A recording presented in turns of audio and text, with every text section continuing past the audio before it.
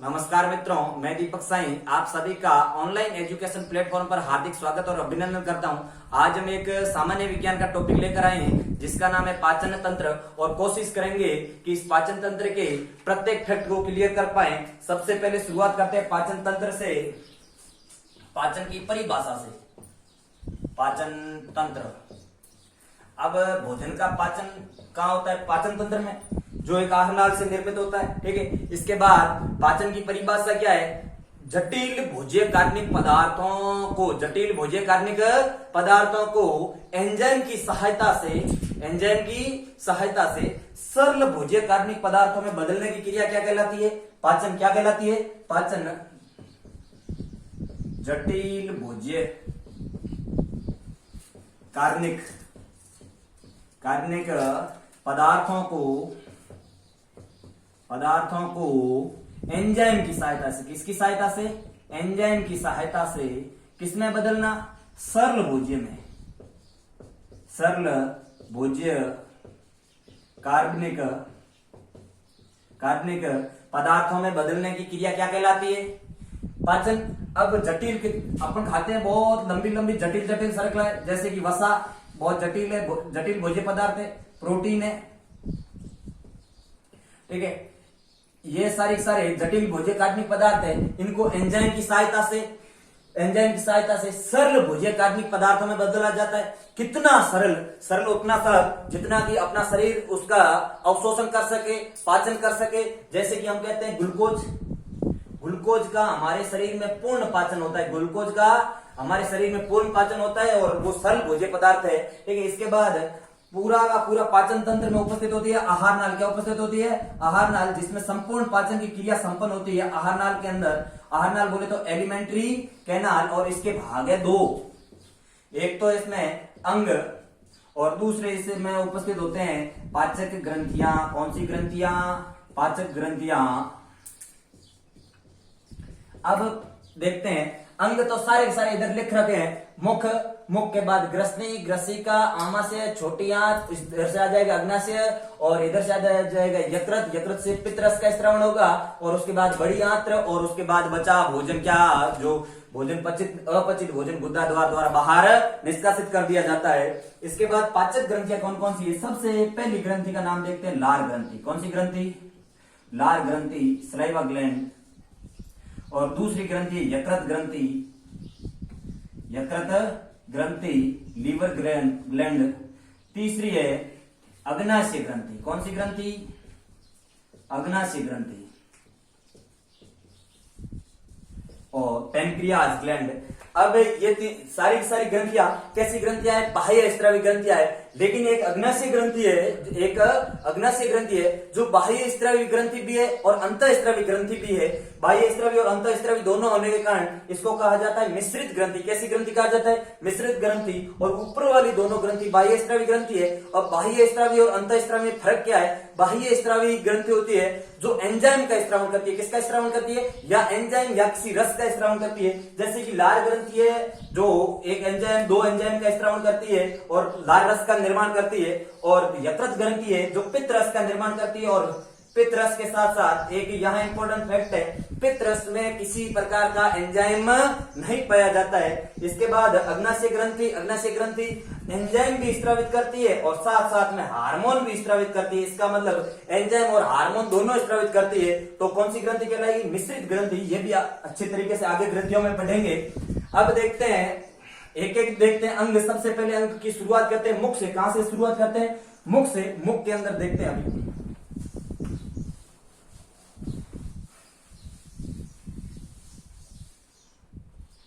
सबसे पहले देखते हैं मुख, माउथ या मुख गुहा, बक्कल कैविटी। मुख के अंदर दो तीन चीजें पढ़ेंगे। सबसे पहले पढ़ेंगे क्या? जीभ। क्या पढ़ेंगे? जीभ। दूसरे पढ़ेंगे दांत। और तीसरी पढ़ेंगे, मुख के अंदर उपस्थित होती है लार ग्रंथियां।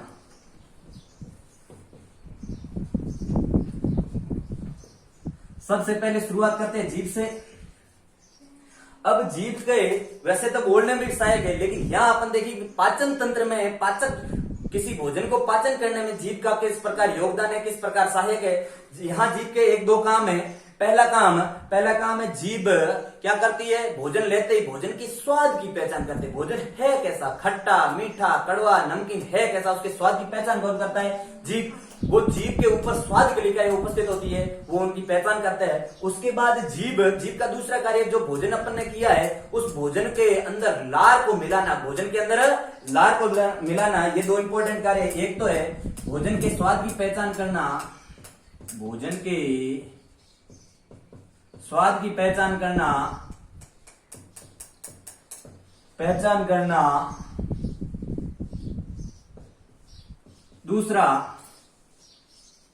दूसरा इसका कार्य भोजन में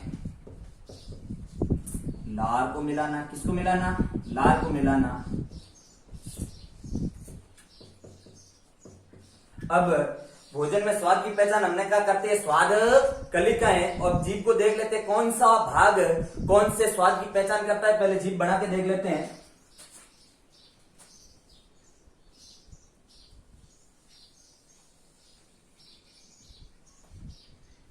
ये हमारी जीभ है, ये मेरा पश्च भाग है। कौन सा भाग है, पश्च। ये दोनों पार्श्व भाग है और ये अग्रभाग है। यहां से अग्रभाग किसकी, कौन से स्वाद की पहचान करते हैं, मीठे की। किसकी पहचान करते हैं, मीठे की।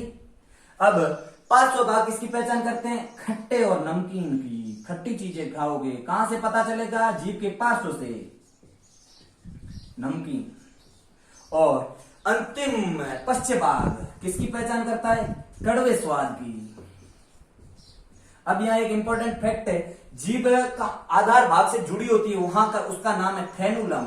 क्या नाम है, फ्रेनुलम, जिसे कहा जाता है फ्रेनुलम जिह्वा या फ्रेनुलम लिंगुअल कहा जाता है।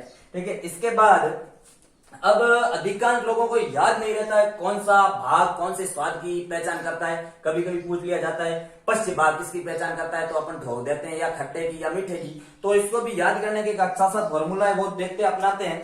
सबसे पहले देखेंगे शादी समारोह। क्या देखेंगे, शादी समारोह। शादी समारोह, और शादी समारोह में भी कौन, राजस्थानी महिलाएं। राजस्थानी महिलाएं। अब देखना, सबसे पहले शादी समारोह में जब भी राजस्थानी महिलाएं जाएगी तो खाएगी क्या, चाहे महिलाएं जाए चाहे पुरुष जाए, खाएगी क्या, मीठा। क्या खाएगी, मीठा। इसके बाद थोड़ी देर बाद यदि कोई साइड से मीठा खा रही और साइड से कह रहे क्या लस्सी या छाछ लोगे क्या, तो के साइड में रख दो। इसका मतलब पार्श्व भाग से किसकी पहचान होगी, नमकीन या खट्टे की। और अंतिम में वो लेगी भाई साहब सब्जी, क्या लेगी, सब्जी। और एक महिला, राजस्थानी महिला की एक कमजोरी है कि वो कमी कोई न कोई सब्जी में क्या निकालेगी, कमी। हो सकता है पहले टेस्ट करेगी तो के सब्जी तो बड़ी अच्छी है, मीठी है, क्यों, ये सब मीठे की स्वाद की पहचान करता है। हो सकता है मीठी है क्योंकि कड़वे की पहचान होती है पीछे, उस सब्जी के अंदर नमक हो ज्यादा, और थोड़ी देर बाद पता चलता है उसने सब्जी का पूर्ण टेस्ट लिया तो फिर कहती हूँ थोड़ी सी क्या है, कड़वी है। इसका मतलब अंतिम भाग हमारे कैसे स्वाद की पहचान करता है, कड़वे भाग की। ठीक है, ये एक छोटा सा फॉर्मूला था, इसको आसानी से याद किया जा सकता है। किसी भी शादी में चाहे पुरुष जाओ चाहे महिला जाओ, सबसे पहले मीठा लेता है, उसके बाद साइड से, हो सकता है साइड से ही खट्टा, और उसके बाद सबसे अंतिम में कड़वे की पहचान की जाती है जीभ में। अब ये तो हमारी छोटी सी जीभ की संरचना थी, जीभ के कार्य थे। एक ये शब्द जरूर याद रखें, जीभ के आधार भाग से जुड़ी होती है उस भाग को कहा जाता है फ्रेनुलम जिह्वा या फ्रेनुलम भाग कहा जाता है। इसके बाद अब हम पढ़ेंगे दांत। क्या पढ़ेंगे, दांत।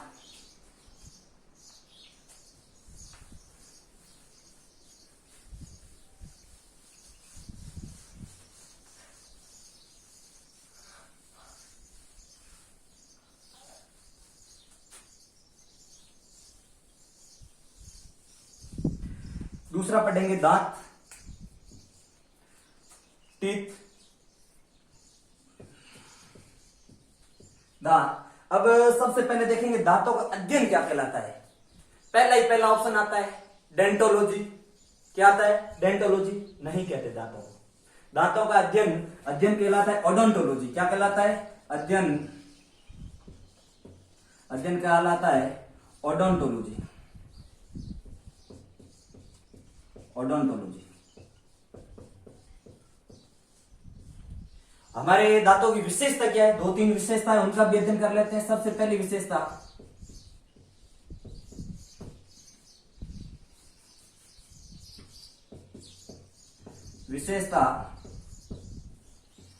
पहली विशेषता है हमारे दांत गर्भदंती है। गर्भदंती का अर्थ है मसूड़ों के अंदर क्या है, धसे हुए है, जैसे इंग्लिश में कहा जाता है थिकोडोंट। क्या कहा जाता है, थिकोडोंट, गर्भदंती।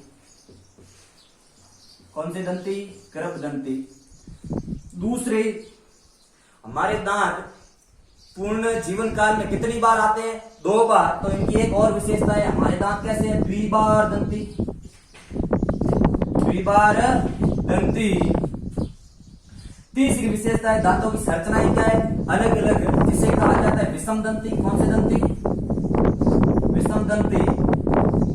और हेट्रोडोंट, और इसे कहा जाता है डाइफिडोंट। ठीक है, इसके बाद अब देखेंगे दांतों का अध्ययन देख लिए, दांतों की क्या देख लिए, विशेषता, थोड़ी दांत की संरचना भी देख ली जाए, उसके बाद दांतों के प्रकार की बात करेंगे। ये मान लिया एक दांत है, ठीक है, इसके ऊपर एक परत पाई जाती है। क्या पाई जाती है, परत, जो जिसे कहा जाता है इनेमल। किसकी बनी होती है, इनेमल। और यह इनेमल शरीर का, कहां का, शरीर का सबसे कठोरतम भाग है। कैसा भाग है, सबसे कठोरतम भाग, कठोरतम भाग। यहां से कई बार पूछा जाता है, इस दांत के अंदर, दांत से संबंधित है, पूछा जाता है रूट कैनाल का संबंध किससे है। रूट कैनाल का संबंध है कहां से, दांत से। किसका संबंध, रूट कैनाल का।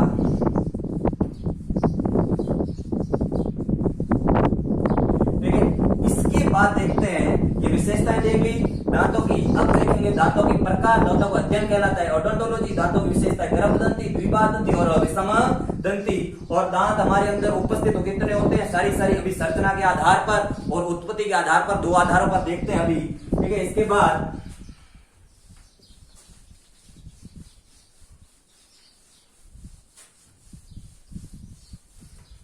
अब देखते हैं, हमने कहा 2 आधारों पर बांटेंगे हम। एक तो उत्पत्ति के आधार पर, किसके आधार पर, उत्पत्ति के आधार पर। उत्पत्ति के आधार पर दांत होते हैं साहब 2 प्रकार के। कितने प्रकार के, 2। अब पहला दांत है छोटे बच्चों में, कौन से दांत, दूध के दांत। दूसरे वयस्क में, वयस्क में। अब दूध के दांतों की संख्या भाई साहब याद रखना कितनी, 20, जो कि कैसे है, अस्थायी। कैसे है, अस्थायी। एक बार गिरने के पश्चात दोबारा आते हैं, इसीलिए दांतों की विशेषता हमने दिखाई दी, द्विबार दंती। अब वयस्क में दांत होते हैं कितने, 32, 32 ही कहा जाता है जिसे। अब 32 दांतों में ये 20 तो अस्थायी होते हैं। कैसे होते हैं, अस्थायी, जो पुनः आते हैं। और 12 दांत ऐसे होते हैं जो जीवन काल में सिर्फ और सिर्फ एक बार आते हैं, और जिन्हें कहा जाता है स्थायी दांत। कैसे दांत कहा जाता है, स्थायी दांत। अब कोई भी पूछ ले कि बच्चों में कितने दांतों की संख्या कितनी होती है, 20। अभी बताते हैं कौन से दांत उपस्थित होते हैं बच्चों में, कौन से अनुपस्थित होते हैं। अभी देखते हैं संरचना के आधार पर और कार्य के आधार पर।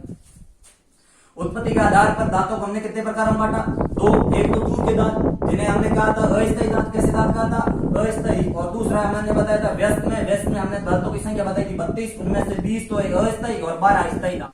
अब दूसरा हमने कहा किसके आधार पर, संरचना व कार्य के आधार पर। किसके आधार पर, संरचना व कार्य के आधार पर कितने भागों में बांटा, 4। पहला कौन सा, कृतनक। दूसरा रदनक। तीसरा अग्रचवर्णक। और चौथा चवर्णक। अब इसको कहा जाता है इंसीजर, कैनाइन, प्रीमोलर और मोलर। अब इनके संख्या भी देख लेते हैं, ये इंग्लिश में नाम भी लिखिए, इंसीजर, कैनाइन, प्रीमोलर और मोलर। सबसे पहले इसके कार्य देख लेते हैं। क्या देख लेते हैं, कार्य। अब सबसे पहले कृतनक कौन सा है? कृतनक। क से कृतनक का कार्य काटना, किसी भी वस्तु को क्या करना? काटना। अब काटेगा कैसे?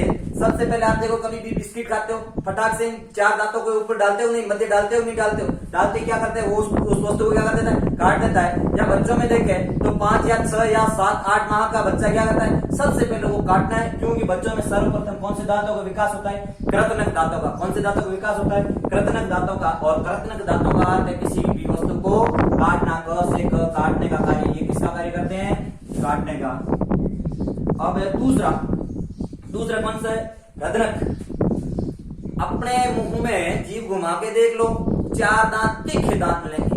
कोई भी वस्तु को चीरना है, फाड़ना है, फटाक से उन दांतों का क्या किया जाता है? उपयोग। जैसे कि अपन कोई भी अपने को सुपारी का पाउच दे दे, फटाक से अपन इन 2 दांतों के मध्य डालते हैं और फटाक से उसको अलग कर देते हैं। और यदि पाउच नहीं देखें तो यदि कोई भी धागा काटने हो कहीं, फटाक से इसके मध्य डालते उसको चीर के फाड़ के फेंक देते हैं, नहीं देते? तो इनका काम क्या है भाई? चीरना और फाड़ना। किसका? रदनक का कहना है इनका, चीरना फाड़ना। कोई भी चीज आप फाड़ने कहेंगे, फटाक से इन 4 दांतों का उपयोग होगा। इसके बाद है अग्रचवर्णक। अग्रचवर्णक और चवर्णक दोनों साथ भाई साहब देसी के नाम याद रखो। डाटे क्या है? डाटे। और डाटो का काम क्या होता है? हमेशा भोजन को चबाना, भोजन को चबाना। तो भोजन को चबाएंगे कौन से दांतों के प्रकार? अग्रचवर्णक और चवर्णक। विज्ञान में भले ही कोई नाम दे दे, लेकिन वही डाटे ही है आपकी, प्रीमोलर और मोलर। इनका काम है भोजन को चबाना, भोजन को चबाना। अब इनकी संख्या देख लेते हैं, बच्चों में और वयस्क में, सब में देख लेते हैं। संख्या के आधार पर संख्या देखते हैं। बच्चों में सबसे पहले, वयस्क में देख लेते हैं, वयस्क में और बच्चों में। वयस्क में कृतनक की संख्या, अब आप देखिए, हमने कहा 4 तीखे दांतों को क्या कहा? रदनक। उन दांतों के मध्य के दांत, उन दांतों के ऊपरी जबड़े में भी 4 दांत और निचले जबड़े में भी कितने दांत? 4 ऊपरी जबड़े में, 4 निचले जबड़े में। जो कृतनक है, इसका मतलब कितने दांत हो गए? 8। तीखे दांतों के मध्य के दांत कौन से दांत है? कृतनक। संख्या कितनी होगी? वयस्क में भी 8। बच्चे भी आपको पता है काटते हैं, सबसे पहले यही विकसित होते हैं, तो बच्चों में भी संख्या कितनी होती है इनकी? 8। हमने बताया था वयस्क में दांतों की संख्या हम बताएंगे 32 और बच्चों में बताएंगे 20। अभी देखते हैं। अब रदनक, बच्चों के भी रदनक अपने जैसे वयस्क के जैसे ही विकसित होते हैं। बच्चों में भी 4 रदनक उपस्थित होते हैं। उनको भी किसी भी चीज को कुरकुरे फाड़ने की क्या जरूरत पड़ती है, तो उनमें भी रदनक विकसित होते हैं। अब वयस्क में भी 4 और बच्चों में भी रदनक की संख्या कितनी? 4। 8 और 4 कितने हो गए? 12। तीखे दांत रदनक है, ध्यान रखें। अब है अग्रचवर्णक की बारी। अग्रचवर्णक भी जो अगली डाटे हैं, छोटी डाटे हैं, वो अग्रचवर्णक है। उनकी संख्या कितनी? वयस्क में 8 और बच्चों में अनुपस्थित। यहाँ एक इंपॉर्टेंट है, बच्चों में अग्रचवर्णक दांत नहीं पाए जाते। बच्चों में अग्रचवर्णक नामक कोई भी दांत नहीं पाया जाता। इसका मतलब अब आगे क्या पढ़ेंगे? मोलर। मोलर बोले तो वयस्क में कितनी? 12। बच्चों में एक अक्कल डाट होती है, जो क्या होती है भाई? कम होती है। संख्या कितनी हो जाएगी इनमें? 8। कितनी हो जाएगी? 8। अभी सूत्र में बताएंगे आगे कैसे 8 है, कैसे क्या है, सारी। अब देखना, 8 और 4 कितने? 12। 12 और 8 20। 20 और 12 कितना? 32। ये तो वयस्क के हो गए पूर्ण। अब बच्चों के दांत, हमने कहा बच्चों में अग्रचवर्णक नामक कोई दांत नहीं पाया जाता। तो 8 और 4 कितने? 12। 12 और 8 कितने? 20। एक डाट भी यहाँ अक्ल डाट कम है। अब ये तो हो गया इनका कार्य के आधार पर। और वयस्क में संख्या कितनी? कौन से दांतों की कितनी संख्या? बच्चों में कौन से दांतों की कितनी संख्या? बच्चों का थोड़ा स्पष्ट याद रखें, वयस्क का कम पूछा जाता है और बच्चों का ज्यादा। अब थोड़ा आगे और देखते हैं, इनके सूत्र देखते हैं, संख्या गिननी कैसे है दांतों की। अब देखना, पहले देखते हैं वयस्क में दांतों की संख्या। वयस्क में आपको कितने डिजिट याद रखने? 2 डिजिट, 21 और 23। 21 और 23। 21, 23। ये मेरा ऊपरी आधा जबड़ा हो गया। एक निचला आधा जबड़ा भी ले लेते हैं, 21 और 23।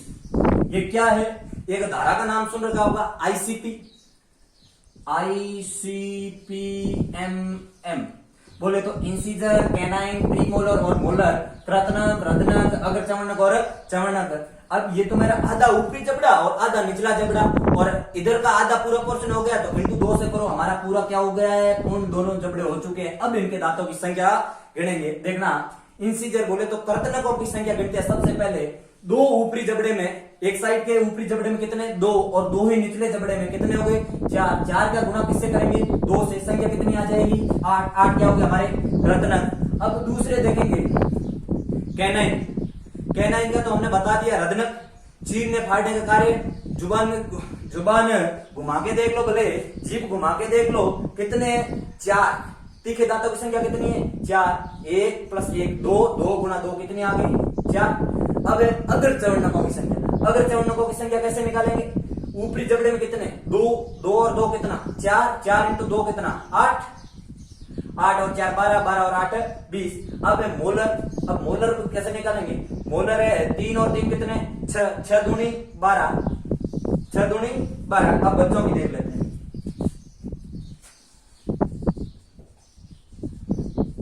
बच्चों, अभी हमने थोड़ी देर पहले बताया था, बच्चों में किसी प्रकार का अगर चवर्णक दांत नहीं पाया जाता। इसका मतलब ये डिजिट क्या हो जाएगा? 0। व्यस्त में थोड़ी अक्कल होती है तो उनमें एक डांट, अक्कल डांट क्या होती है? ज्यादा। इसका मतलब यहाँ भी मोलर दांत है वो एक क्या हो जाएगा? कम। तो इसका मतलब इनका सूत्र 2 डिजिट में कैसे बनेगा? कृतनक तो इनमें बच्चों में भी बराबर है, कैनाइन भी इनमें बराबर है। प्री मोलर हमने कहा बच्चों में अनुपस्थित होते हैं, 0 लिख देते हैं, और इनकी जगह एक डाट क्या लिखेंगे? कम। 2102 बट्टे 2102 इंटू क्या किससे कर देंगे? 2। अब इनकी संख्या गिनते हैं। इंसीजर 2 और 2 कितने? 4। कृतनक उनमें भी पूरे होते हैं, 4 × 2 कितने? 8।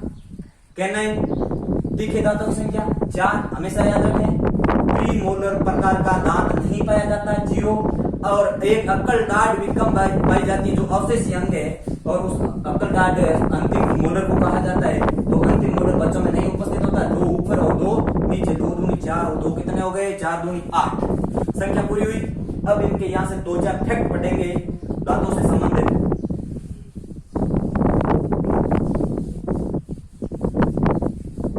तथ्य लिखेंगे एक नोट लगा के। सबसे पहला तथ्य लिखेंगे, मांसाहारी जंतुओं में, कौन से जंतुओं में? मांसाहारी जंतुओं में रदनक,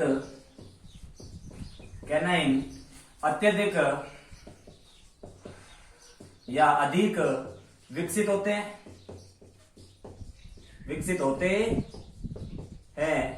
अब जो मांसाहारी जंतु है उनमें उनके रदनक दांत होते हैं जो अत्यधिक विकसित होते हैं। क्यों? मांसाहारी जंतुओं को मांस को चीरना और फाड़ना पड़ता है, जिसके लिए ये क्या है? रदनकों का क्या होता है भाई? अत्यधिक विकास होता है, जिससे आसानी से उन मांस को काटा जा सकता है। दूसरी बात है, हाथी में जो ऊपरी दांत दिखाई देते हैं बाहर, वो ऊपरी कर्तनक होते हैं। कौन से होते हैं? ऊपरी कर्तनक। हाथी के बाहर दिखाई देने वाले दांत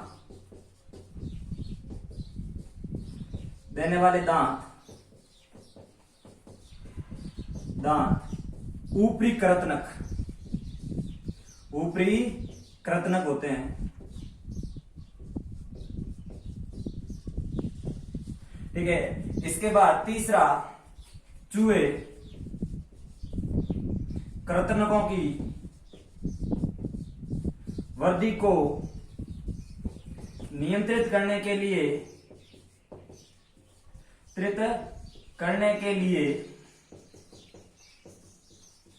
वस्तुओं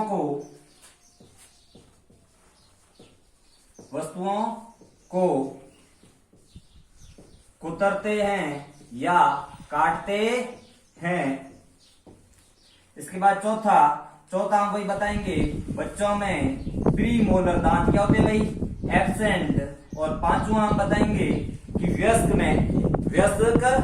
में जो अंतिम मोलर दांत है, उस अंतिम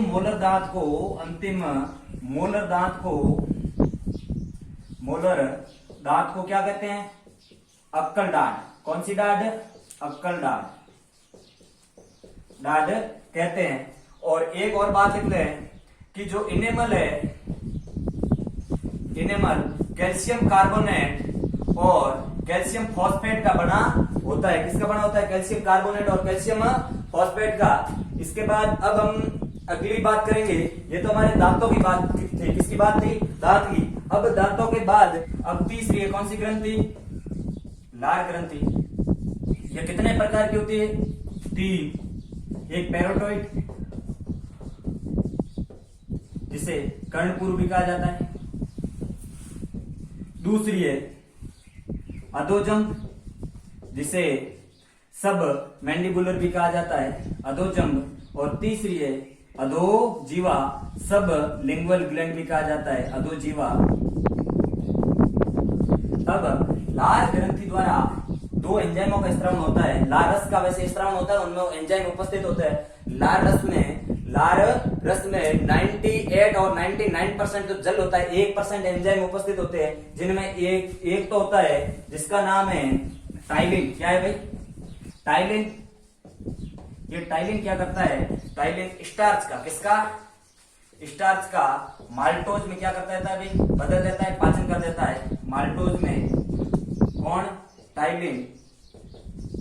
अब लार का पीएच कितना है? पीएच भी देख लें तो पीएच है लार का 6.8। कितना है? 6.8। और दूसरा है यहां से एक एंजाइम जिसका स्त्रावन होता है लाइसोसोम, लाइसोजाइम, लाइसोसोम नहीं, सॉरी, लाइसोजाइम। अब लाइसोजाइम क्या करता है? ये क्या करता है? भोजन में जीवाणुओं को क्या कर देता है? नष्ट। कोई भी जीवाणु शरीर के अंदर क्या नहीं करे भाई? प्रवेश। तो जीवाणु को नष्ट कौन सा एंजाइम करता है? लाइसोजाइम। कौन सा एंजाइम करता है? लाइसोजाइम। अब आगे देखना, अब लाइसोजाइम ये नष्ट तो कर देगा, और लाइसोजाइम कहां उपस्थित होता है? और लाइसोजाइम उपस्थित होता है कहां? अश्रु ग्रंथि में। कौन सी ग्रंथि में? अश्रु ग्रंथि में। अश्रु ग्रंथि जो आंखों में उपस्थित होती है, जिसे लैक्रामाइल ग्रंथि भी कहा जाता है।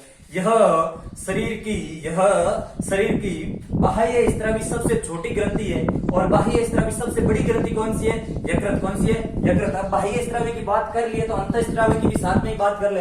अंतःस्त्रावी सबसे बड़ी ग्रंथि है थायराइड। कौन सी है? थायराइड, जो गले में उपस्थित है, एच आकार की। और सबसे अंतःस्त्रावी छोटी ग्रंथि है जो मटर के दाने के आकार की, जिसका नाम है पीयूष।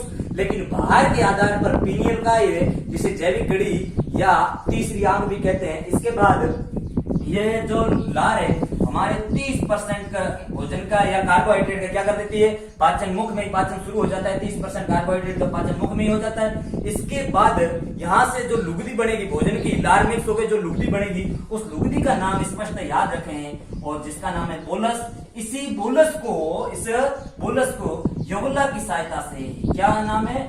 यवला। ये यवला क्या है? जो आप कभी भी मुंह खोलते हो तो ऊपर से एक लटकती हुई संरचना दिखाई देती है, जिसका नाम क्या है? यवला। इसी यवला की सहायता से या इसी यवला के कारण कभी कभी दिन में इस यवला की क्या हो जाती है? लंबाई थोड़ी बढ़ जाती है, जिसके कारण वायु दाब के ज्यादा कारण या गैसों के दाब के कारण क्या आते हैं? खर्राटे। क्या उत्पन्न होते हैं? खर्राटे। और यवला की सहायता से भोजन कहां भेज दिया जाता है? भोजन भेज दिया जाता है ग्रसनी और ग्रसिका में। अब ग्रसनी और ग्रसिका पढ़ेंगे।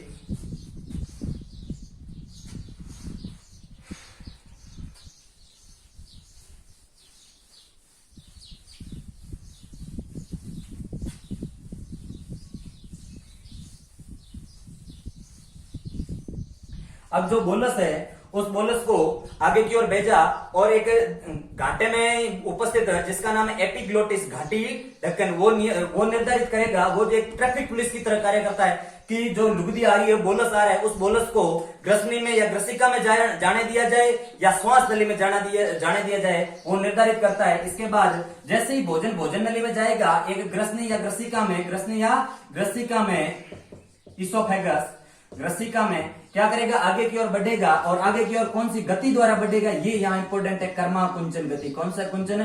कर्मा कुंचन, जिसे जिग जैग गति कहा जाता है। अब इस गति द्वारा कहां पहुंच जाएगा?